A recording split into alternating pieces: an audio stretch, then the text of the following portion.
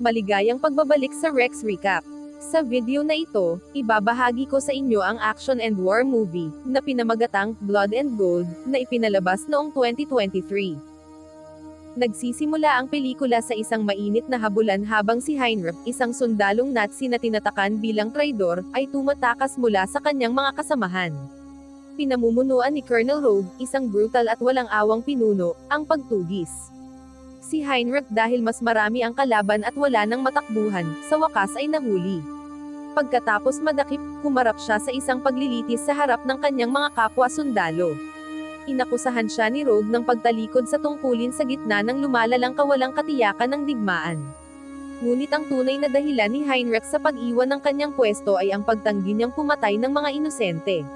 Nakikita niya ang Alemanya bilang isang bansang nalulunod sa karahasan. Sa kabila ng kanyang mga paliwanag, ang kanyang pagtutol ay sinalubong ng mabilis na parusa. Sa isang nakakakilabot na huling sandali, isinagawa ni Rogue ang pagbitay sa tulong ng kanyang tauhan na si Dorfler.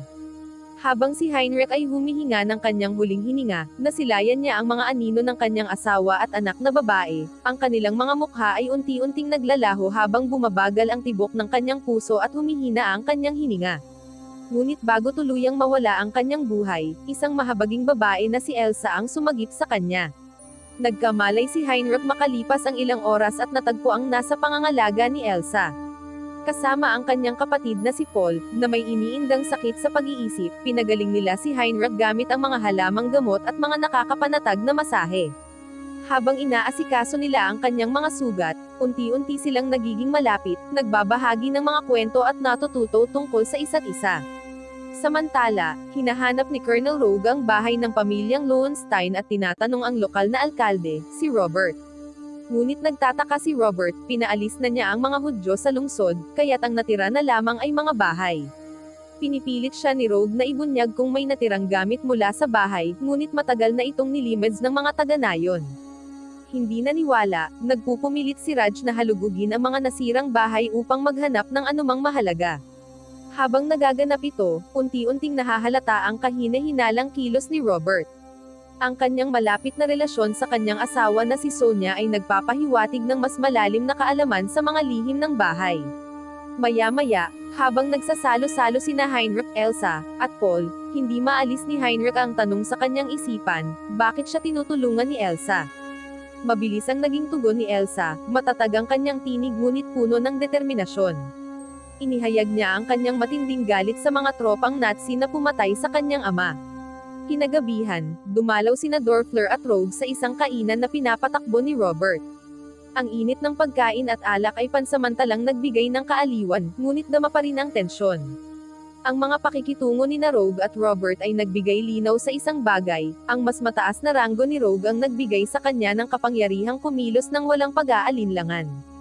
Agad niyang inangkin ang kontrol sa kainan, pinalayas ang mga sibilyan, at ginawang pansamantalang punong himpilan. Kinabukasan, hindi na nagpaligoy-ligoy si Rogue. Inutusan niya ang mga lokal na residente na buwagin ang bahay ng mga Lowenstein, determinado siyang matagpuan ang isang tagong piraso ng ginto. Ngunit si Dorfler, sa pagod na tinig, ay nagbabala kay Rogue. Malapit nang dumating ang mga tropang Pranses at Amerikano, at ang sarili nilang mga sundalo ay pagod na. Ang paghahanap ng ginto, giit ni Dorfler, ay lalo lamang maglalagay sa kanila sa alanganin kapag humarap na sa kalaban. Ngunit hindi pinansin ni Rogue ang babala. Buo ang kanyang loob na ipagpatuloy ang paghahanap sa ginto. Sa matigas na tinig, inutusan niya si Dorfler na kumuha pa ng mga suklay. Samantala, si Heinrich na bagong gising pa lamang, ay nagpaalam kay Elsa. Nagpasalamat siya sa kabutihang loob nito, ngunit wala nang panahong dapat sayangin. Kailangan niyang hanapin ang kanyang anak na babae, ang nag-iisang nakaligtas sa pambobombang pumatay sa kanyang asawa. Si Elsa, bagamat mabigat ang loob, ay naunawaan ito at napilitan siyang pakawalan siya. Biglang naputol ang kanilang pamamaalam. Dumating ang mga sundalong Nazi na pinamumunuan ni Dorfler at sinuyod ang lugar upang maghanap ng mga alagang hayop. Si Dorfler, gaya ng nakasanayan, ay may awtoridad na nag-utos sa kanyang mga tauhan na kunin ang mga manok ni Elsa, at naputol ang kanilang pamamaalam. Matatag na tumayo si Elsa, mahigpit ang hawak sa kanyang armas, at tinanggihan ang mga sundalo. Kailangan niya ang mga hayop na iyon upang mabuhay, tulad ng kahit sinong tao. Namangha si Dorfler sa kanyang tapang at pumasok sa bahay. Ngunit may kutob siya. Naisip niyang baka may itinatago si Elsa. Hindi niya alam, si Heinrich ay nasa ibabaw pala ng bahay na nagtatago. Mabilis na nilihis ni Elsa ang kanyang mga tanong. Ipinaliwanag niyang kasama lang niya si Paul, at ang kanyang kasintahan ay nasa digmaan. Ngunit hindi pa rin nasiyahan si Dorfler. Sa isang iglap, kinuha niya ang kwintas ni Elsa. Bumabalot ang matinding galit sa kanya, agad siyang sumugod upang bawiin ito. Mula sa itaas, pinanood ni Heinrich ang kaguluhan. Hindi na siya makatiis, kaya't agad siyang kumilos. Sa loob lamang ng ilang sandali, napabagsak niya ang mga tauhan ni Dorfler ng may kahusayan. Halos hindi nakatakas si Dorfler sa isang sasakyan, pero hindi pa tapos si Heinrich. Inubos niya ang natitirang mga sundalo ni Dorfler. Nang maunawaan ang panganib, agad na sinama ni Heinrich sina Elsa at Paul, determinado siyang mailayo sila bago pa man sila may sumbong ni Dorfler kay Rogue. Agad silang nagtipon ng mga armas at supply, naghahanda sa kung anuman ang kahaharapin nila. Habang naglalakad sila sa gubat, biglang iginiit ni Paul na bumalik upang asikasuhin ang kanyang alagang hayop.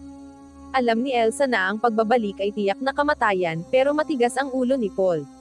Samantala, si Dorfler, na ngayon nagpapagaling sa tinutuluyang bahay ni Robert, ay nagngingit-ngit sa galit. Ikinuwento niya ang lahat ng nangyari sa bahay ni Elsa at nangakong tatapusin niya silang lahat, pati na si Heinrich. Pagsapit ng gabi, nagtipon sina Elsa, Paul, at Heinrich sa paligid ng nag-aalab na siga, naghahanap ng init sa ilalim ng matayog na bangin. Nagpasya silang doon na magpalipids ng gabi, at kahit papaano'y nagbibigay ginhawa ang apoy laban sa lamig.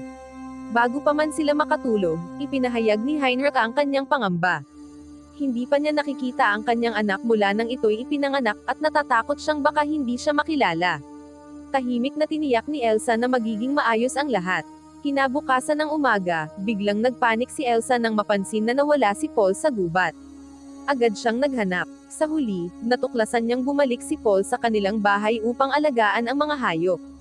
Ngunit hindi nagtagal, nahuli siya ni Dorfler at ng kanyang mga tauhan. Sa ilalim ng marahas na interogasyon, napilitang ibunyag ni Paul ang kinaroroonan nina Elsa at Heinrich.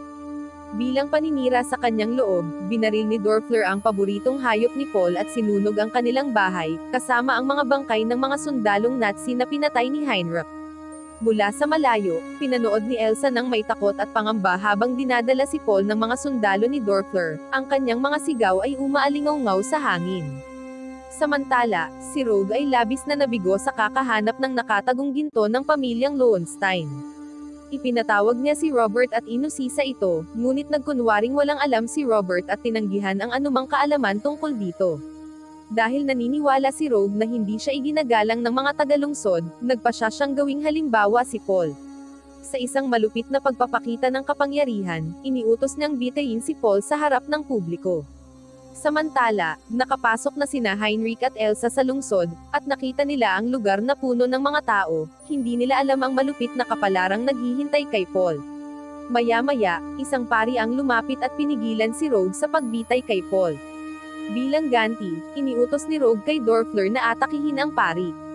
Habang pinapanood ni Elsa ang mga pangyayari, nakaramdam siya ng matinding pagnanais na sumama sa karamihan, ngunit pinigilan siya ni Heinrich, iginiit na maghintay muna sila.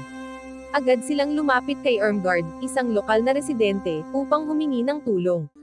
Samantala, hinihila si Paul papunta sa ikalawang palapag ng simbahan kung saan tila tiyak na ang kanyang kamatayan. Bago maisagawa ang pagbitay, tinukso siya ng isa sa mga sundalo ni Rogue, tinawag siyang walang silbing lalaki. Dahil sa matinding galit, itinulak ni Paul ang sundalo, at nahulog ito mula sa tore. Nagkagulo sa simbahan habang palihim na nakapasok sina Heinrich at Elsa. Si Paul, na nawala ng kontrol, nagsimulang paputukan ang mga tauhan ni Rogue ngunit sandali lamang ang kanyang ipinakitang tapang. Mabilis siyang pinaslang ni Rogue sa pamamagitan ng isang tama sa ulo.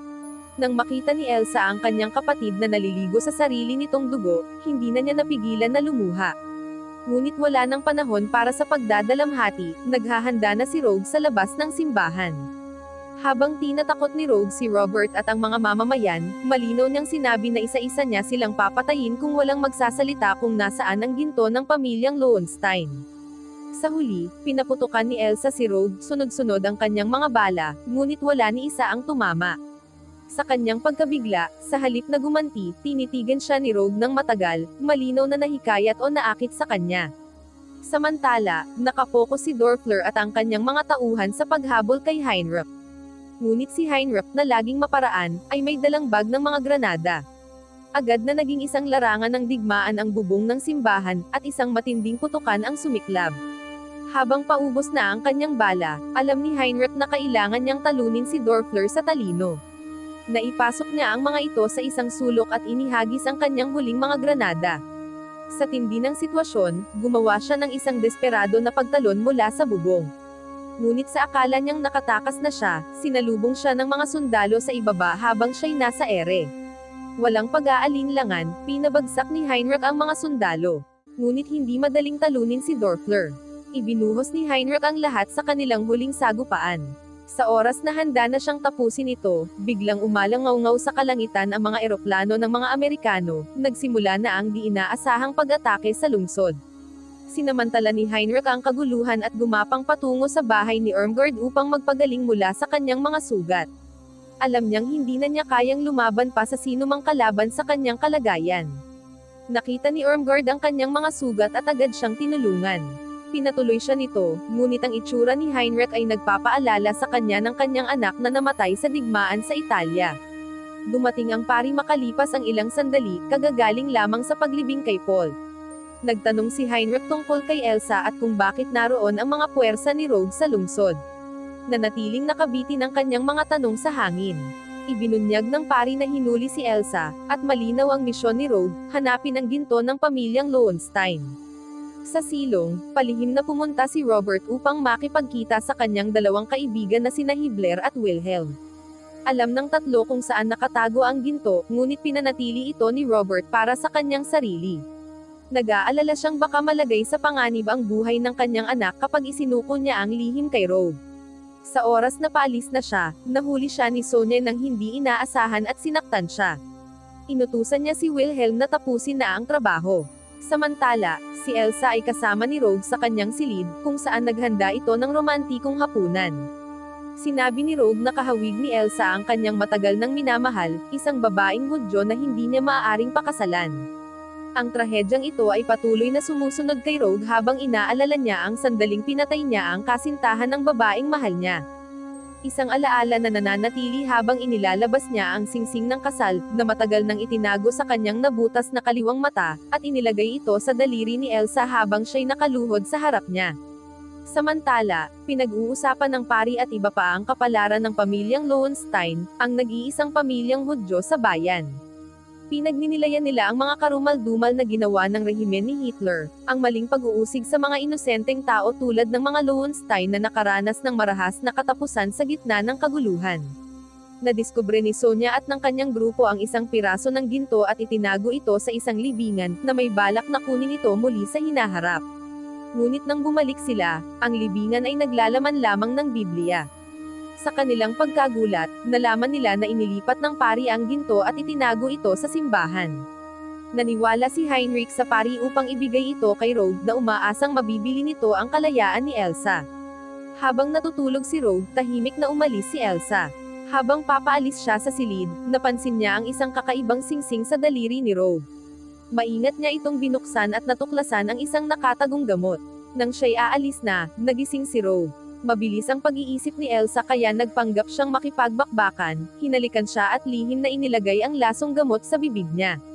Samantala, hinabol ni Sonia at ng kanyang mga kasamahan ang pari, pinalibutan nila ito. Kasabay nito, itinapon ni Heinrich ang isang piraso ng ginto sa loob ng bahay, umaasang maakit si Dorfler. Inalok niya ang lahat ng ginto kapalit ng kalayaan ni Elsa. Ngunit nang tingnan ni Dorfler ang kwarto ng nakatataas, nagulat siya nang makita si Rogue na patay at si Elsa ay wala na. Agad na ginamit ni Dorfler ang pagkakataon at inaako ang pamumuno sa mga tropa. Mabilis siyang gumawa ng plano upang linlangin si Heinrich gamit ang asawa ni Robert bilang pamalit kay Elsa. Layunin niyang lokohin si Heinrich at umatake sa tamang oras. Samantala, dumating si Elsa sa bahay ni Irmgard at nagulat siya sa tunog ng isang pagsabog. Kahit walang armas, natuklasan niya ang isang nakatagong imbakan ng mga baril na dating ginagamit ni Irmgard para manghuli ng hayop. Sa kabilang bahagi, pinalalakas ni Sonya at ng kanyang grupo ang paghawak sa pari, tinutulak siya gamit ang pisikal na lakas ngunit hindi siya sumusuko at tinatanggap ang bawat hampas. Gayun din, pinalalakas ni Dorfler ang kanyang pagtatanong kay Heinrich. Iniaalay niya ang kanyang sariling dugo upang mapanatiling buhay si Heinrich, lahat ng ito ay umaasa na matuklasan ang nakatagong lokasyon ng ginto. Kinabukasan ng umaga, ginabayan ng pari si Sonya at ang kanyang grupo papasok ng simbahan kung saan nila dapat kuhanin ang ginto. May plano si Sonya na patayin ang pari kapag nakuha na nila ang ginto, pero mabilis na naging mapanganib ang mga pangyayari nang sumabog ang kabaong na nilalagyan ng ginto, na pumatay kay Sonya at sa kanyang mga kasama. Iniwan ng pagsabog ang kaguluhan sa paligid. Ilang sandali pagkatapos, kumilos si Dorfler at ang kanyang mga sundalo, nagulat sa nakitang pagkawasak sa harapan nila. May ilang mga piraso ng ginto ang tumilapon dahil sa pagsabog. Hindi nag-aksaya ng panahon si Dorfler, binaril niya ang pari upang alisin ito bilang banta. Pagkatapos, iniutos niya sa kanyang mga tao na kolektahin ang natitirang ginto. Sa labas, dumating si Elsa, naghahanda para paputukin ang bazooka. Pinaputok niya ito, nagkaroon ng pagsabog sa simbahan at natabunan ang pintuan dahil sa bumagsak na pader. Sa gitna ng kaguluhan, ginamit ni Irmgard ang pagkakataon, inilabas ang kanyang galit, at pinatay ng eksakto ang mga sundalo ni Dorfler. Nang makita niya ang walang buhay na katawan ng pari, may sumabog na damdamin sa loob niya. Naging isang malakas na puwersa siya, walang tigil na inatake si Dorfler na may mapanganib na intensyon. Nagawa niyang masaktan siya, ngunit nang itaas niya ang kanyang sandata para sa huling putok, isang putok ang pumutok. Bumagsak si Irmgard, isang bala ang tumama sa kanyang ulo. Si Elsa, habang pinapanood ang kaguluhan, napuno ng galit at hindi tinanggap ang pagkamatay ni Irmgard.